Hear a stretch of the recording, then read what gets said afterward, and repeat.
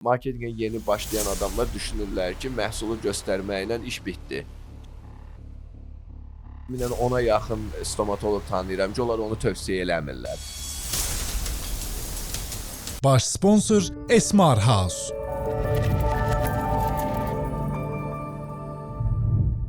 Salam, vaxtınız xeyir. Çəkinin növbəti buraxılışındayıq. Bugün turizm, daşınmaz əmlakdan neçə buraxılışda danışırıq. Bunun marketinq tərəfindən danışacağıq bugün. Hamıya maraqlı olan tərəfindən. İsmail, bu marketinq tərəfində özün bilirsən də xüsusidir. Xüsusidir, təbii ki. O, belə deyək, marketinq sahəsində kifayət qədər təcrübəsi olan, yəni bir çoxlarımızın da podkastlardan, televiziyadan izlədiyimiz kifayət qədər belə deyək, işini peşəkar yerinə yetirən Müşfiq İskəndərovdur qonağımız. Xoş gördük. Xoş gördük. Təşəkkür edirəm dəvət üçün. Doğru marketinq yoxdursa, biz əmlakdan danışırıq podkastlarda, ən gözəl mənzərə də bu gün satılmaya bilər. Ümumiyyətlə, strategiya marketinqdə necə qurulmalıdır? Marketinqin hekayəsi ondan ibarətdir ki, ona təqdim olunan, onun təqdim elədiyi şeyi doğru vaxtda, doğru müştəriyə çatdırmaqdır. Bu, əmlak sektorunda da belədir. Müştəriyə məhsul satmaq istəyirik, yoxsa gələcəyin markasını yaratmaq istəyirik. Sual burdadır. Marketinq burada işə girir. Marketinq hədəfi o markanı yaratmaqdır. Məsələn, bu hansı sahə olması önəmli deyil. Strategiya bir növ bazarın araşdırılmasından başlayır. Siz hansı işlə məşğul olmağınızdan asılı olmayaraq iş bazarın araşdırmasından başlamalıdır. Bazarın araşdırmasına fantastik pullar xərcləməyə dəyər. Məsələn, mən sahibkarlarla görüşdə də həmişə deyirəm. Bütün hardan pulu kəsmək lazımdırsa, oradan kəsməyin daha doğrusu. Amma bazar araşdırmasında kəsməyin. Çünki bu sonrakı prosesdə bizim bütün biznesimizin əhatələyəcək. Yəni məsələn, biz müştərimizi doğru tanımadan, onun nə yediyini, nə içdiyini, nə aldığını, necə geyindiyini, ətrafa necə baxdığını, həyat tərzinin necə olduğunu başa düşmədən ona hansı mesajı verəcəyimizi, hansı məhsulla, hansı müştərini, hansı mesaj ətrafında qovuşduracağımızı bilməyəcəyik. Ona görə strategiya müştərinin üzərində qurulmalıdır. Marketinqə yeni başlayan adamlar düşünürlər ki, məhsulu göstərməklə iş bitdi. Çünki bu əlimizdə bir digital dünyanın içinə düşmüşük və düşünürlər ki, Ayaqlaşmalıyıq bundan. Bəli. Və nəticədə məhsulu yalnız göstəririk. Ki, məsələn, bunun hekayəsi nədir? Bu məhsulun müştəri ilə qovuşması üçün hansı mesajlar ötürülməlidir? Arxa yoxdur. Ona görə, məsələn, görürsünüz ki, həmişə xatırlayasınız da, məsələn, hamımızın hekayəsində belə bir şey var. Bir məhsul var idi keçmiş vaxtlarda da. O nə oldu? Məsələn, belə bir suallarımız olur da. O nə oldu? Məsələn, bu uzun vadəli olmayan marketinq strategiyasının olmamasından irəli gələn bir addımdır. Biz marketinqdə buna şar effekti deyirik. İngilis tərcüməsi boom effektidir ki, bir anda partlayır və sonrası gəlmir. Bəzi reklam mesajları var ki, onlar isbat olunmalıdır. İsbat olunmadığı təqdirdə mübahisələndirilir və məhkəmə predmetinə çevrilə bilər. Məsələn, bu avtomobillərdən birinin başına gəlmişdi. Məsələn, cəngəllik avtomobili deyə bir şey var idi. Onun qadağan olunmuşdu televiziyalarda yayımı ki, bunun cəngəllik avtomobili olduğu sübut olunmayıb. Amma uzun illərdir bir diş macunu var. Orada qeyd edirlər ki, 99% stomatoloqların seçimi. Məsələn, mən təxminən 10-a yaxın stomatoloq tanıyıram ki, onlar onu tövsiyə eləmirlər. Amma 99%lik stomatoloqun necə deyim, sorğusuna güya artıq o tövsiyə edirlər bunu.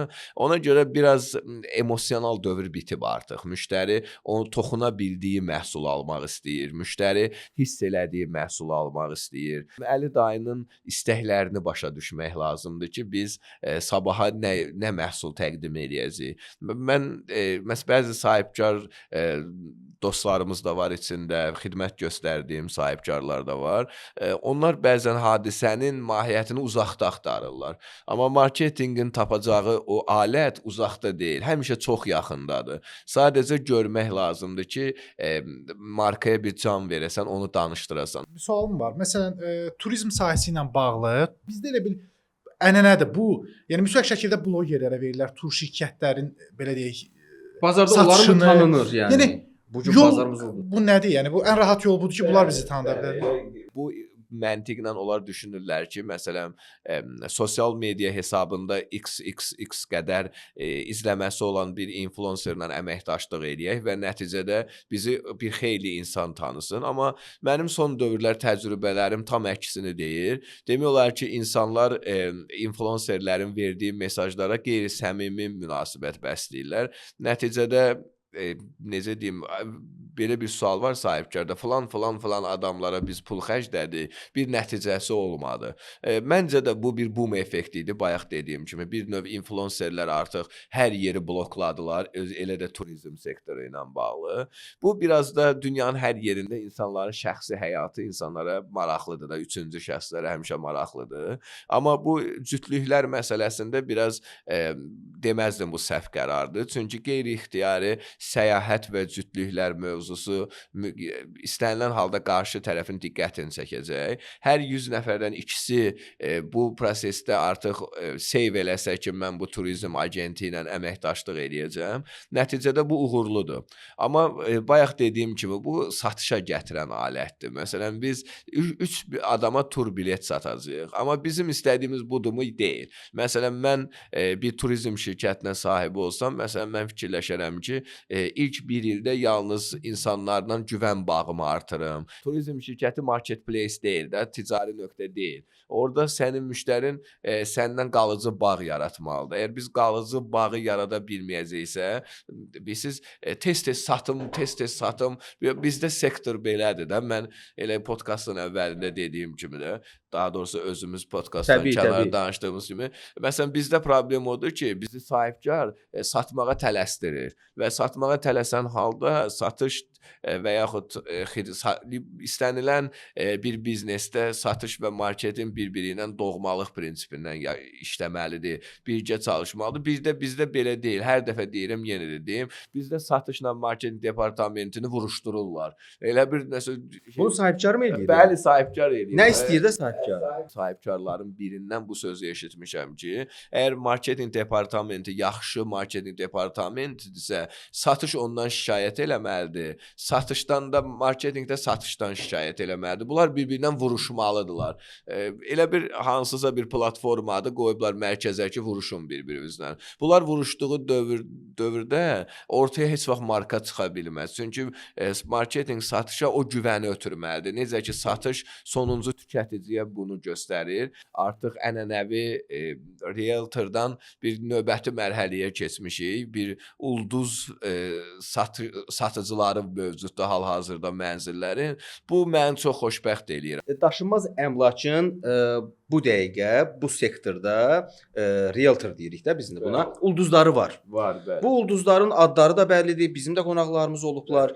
Amma bunlar marka deyillər axı bu gün və onlar brendə çevrilə bilməzlər. Biri oynayır, ev satır. Biri qaça-qaça gəlir, ev satır. Kütlə də buna baxır. Baxın, nəticədə ev satır. Çoxdur. Bu nə vaxta kimi qalacaq ki? Bu bir boom effektidir. Marketing buna boom effekti deyir. Biz bugün insanların ümumiyyətlə mən əslində heç kimi qınamıram da bu mövzuda. Çünki kütləyə xitab eləyirlər və kütlə buna adekvat reaksiya verir və bunlar buradan həyəcanlanırlar və həyəcanlandıqca necə deyim, doza qalxır. Və doza qalxır, amma nəticədə bunları xoşbəxt edən bir rəqəmlər ortaya çıxır və məsələn Çin alqoritmi sosial şəbəkədə bu insanların bütün egosunu doydurur da. Yəni sən istədiyin qədər sənə rəqəm verirəm, sənə baxış verirəm, bəyənmə verirəm və s.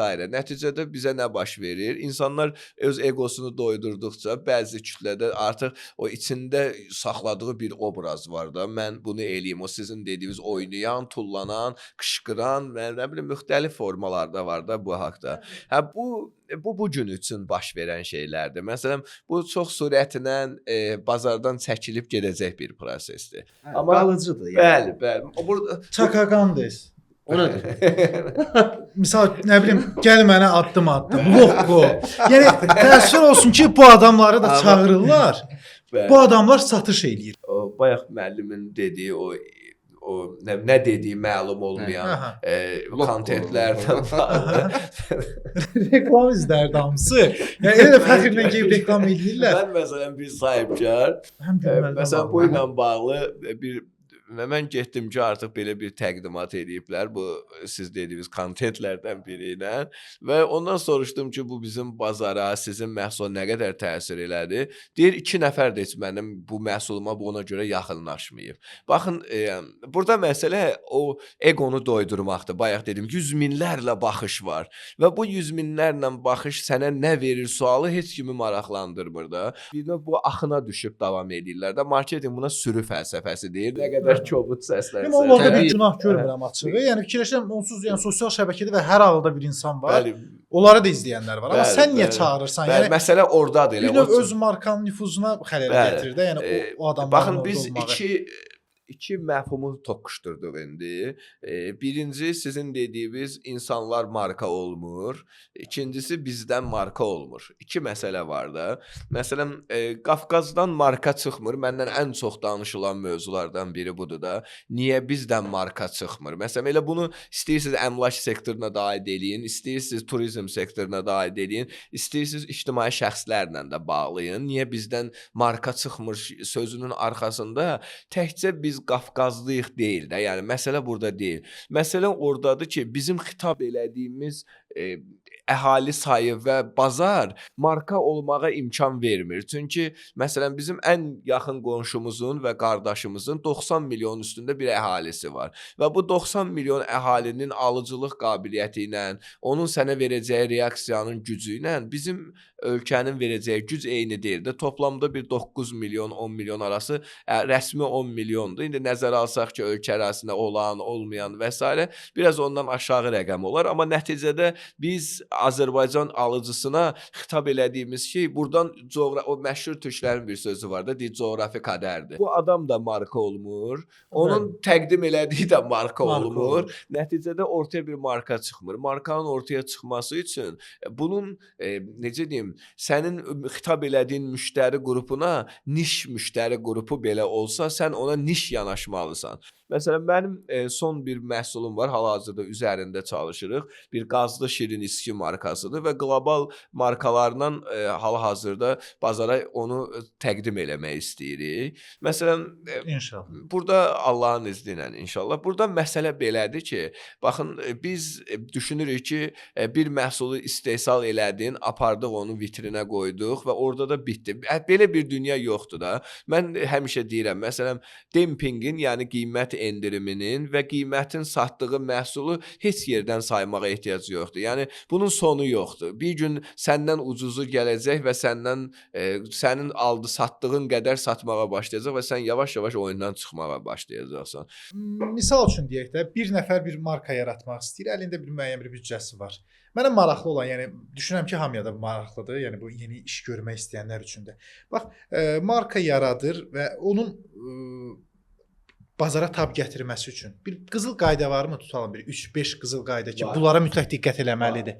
Nələr də olar? Əgər elmi baxsaq, burada ən önəmli şey hansı məhsulu, hansı bazara, hansı qiymətə təqdim elədiyindir və onu necə təqdim elədiyindir. Əsas qaydalar budur. Bu qazlı şirin içkilərdən biri Çin bazarına daxil olmaq istəyir və onlar bazar araşdırması üçün bir özəl Çin şirkətinə müraciət edirlər. Özəl Çin şirkəti 1,2 milyon bunlara qiymət deyir ki, biz Çin bazarını araşdırıb sizə təhvil verəcəyik. Bir müddətdən sonra mail atırlar ora ki, biz araşdırdıq, nəticələri bölüşür oyla və orada göstərirlər ki, bu məhsulun şəkərsizi Çin bazarı üçün uyğun deyil. Və ən möhtəşəm mail gəlir və tarixdə bu çox qeyd olunmuş bir maildir. Orada o məşhur qlobal qazlı şirin içki markası olaraq yazır ki, bizi milyardlarla zərərdən qurtardığınıza görə sizə təşəkkür edirik. Amma 1,2 milyon xərcləyib artıq. 10 min büdcəm var, bu 10 mindən bir iş görəcəm. Bəli. Burada reklama xərcləyəcəyim pul nə qədər olmalıdır? Nə minimumla götürdüm? Var belə bir nisbət? Deyirlər ki, marketinqlə bağlı artıq başlamaq istəyirik. Planlarımız var. Məsələn, X adlı müğənni ilə danışmışam. O gələcək falan şey eləyəcək. Bir reklam filmi çəkək. Rejissor dostumuz var. Nə bilim, o gələcək bunu eləyəcək. Falan xanıma da demişəm. Orada bir şey, o yaşlı adamları yığıb veriliş aparır. O da şeyi təqdim eləyəcək falan. Hə, deyirəm, bunları başa düşdüm. Bəs marketinq marketinqə nə vaxt başlayacağıq? Bilirsiniz, marketinq reklamdır da bunların gözü üçün. Hansı ki, təkcə mən marketinq strateji planını verdiyim vərəqlərin sayı 63 səhifədən başlayır.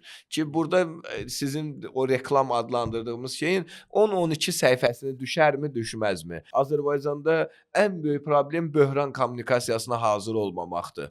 Bu özəl şirkətlərdə də belədir, bəzi qurumlarda da belədir. İlk böhran vəziyyətində Sildirin getsin.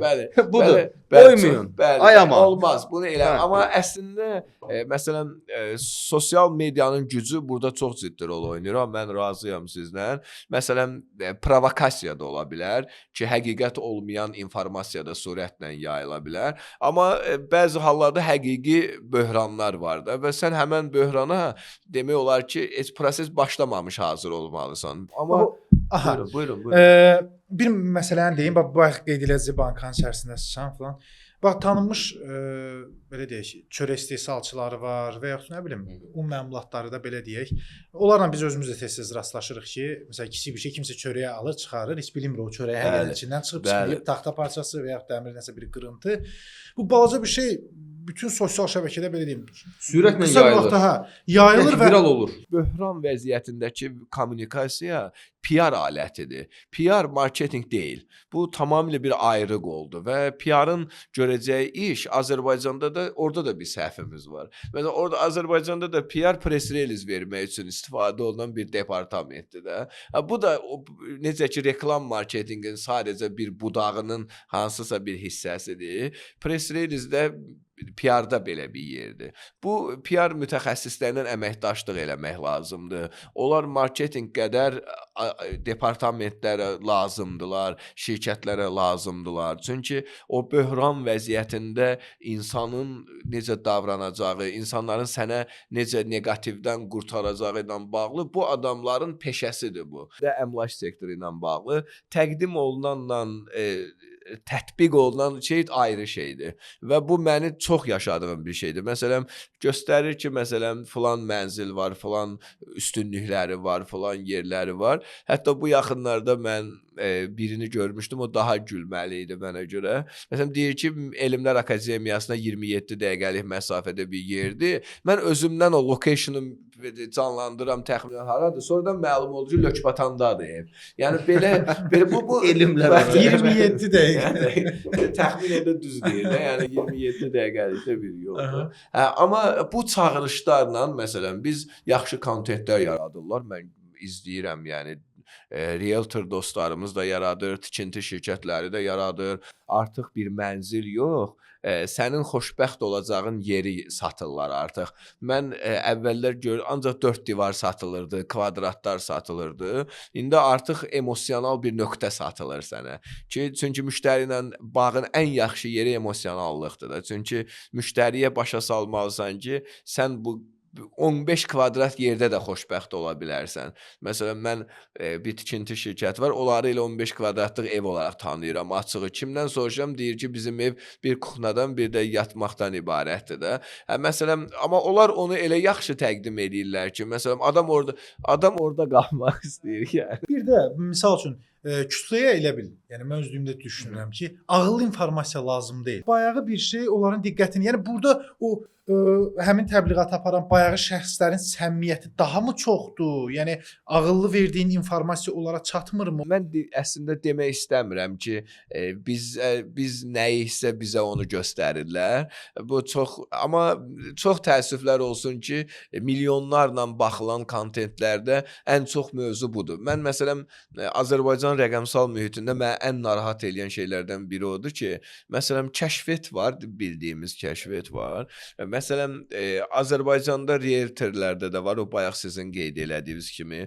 Oynayırlar, kəşfiyyata düşürlər, tullanırlar, kəşfiyyata düşürlər. Çox üzr istəyirəm, qeyri-etik yerlərini göstərərək kəşfiyyata düşürlər falan.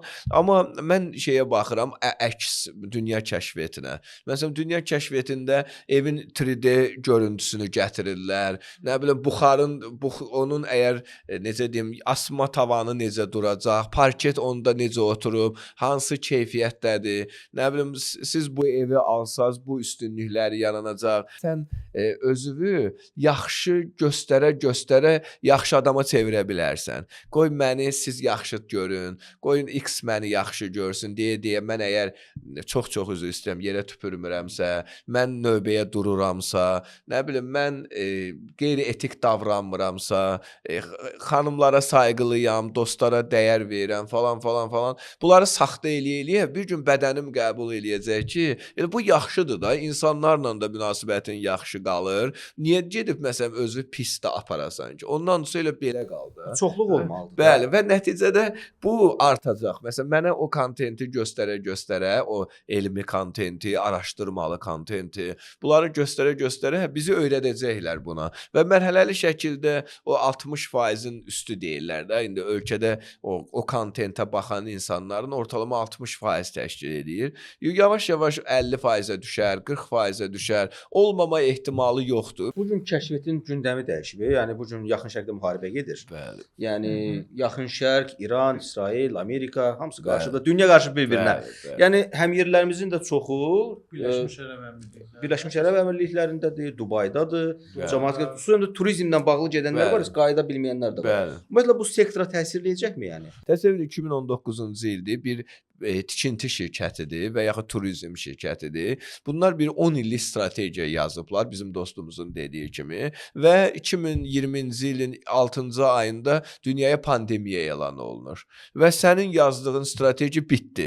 Yəni mütləq həmən gündən demək olar ki, biznes ekosistem çökməyə başladı da. Kim bunu nəzərə almışdı? İndi gəlin il 2026, gəlmişik 2025-ci ilin noyabrından strategiya yazmağa başlamışıq və bu qardaşımızın da sözünə qulaq asmışıq, bir 6 illik plan yazmışıq və nə Qafqazda vəziyyət qaydasındadır, nə Ərəb körfəzində qaydasındadır, nə qonşularımızda qaydasındadır və qonşularımızdan çıxıb artıq dalğa bütün dünyaya yayılmağa başlayıb da. Gəlin artıq 3-cü dünya müharibəsi sənin qapındaykən sən 6 illik marketinq strategiyası yaz görüm, bu elə bir futbola koeffisient verirsən də ki, görəsən İran bu prosesdən necə bitəcək, körfəz ölkələri ona görə gözləmək lazım. Bəli, zaten proses odur ki, bizi 6 ay və 1 ilin üstünə aşmağa icazə vermir. Çox sağ olun. Gəldiniz, Ətraflı, diqqətiniz üçün. Hər şeydən danışdıq da, dünya gündəmindən danışdıq, dünya müharibədən danışdıq, marketingdən danışdıq. Bəli, xoş oldu. Təşəkkür edirəm. Siz sağ olun. Xoş yayımlar arzulayıram. Çoxlu izlənmə arzulayıram. Çox sağ var olun. olun. Təşəkkür edirəm. Bu gün check out. Baş sponsor Esmar House.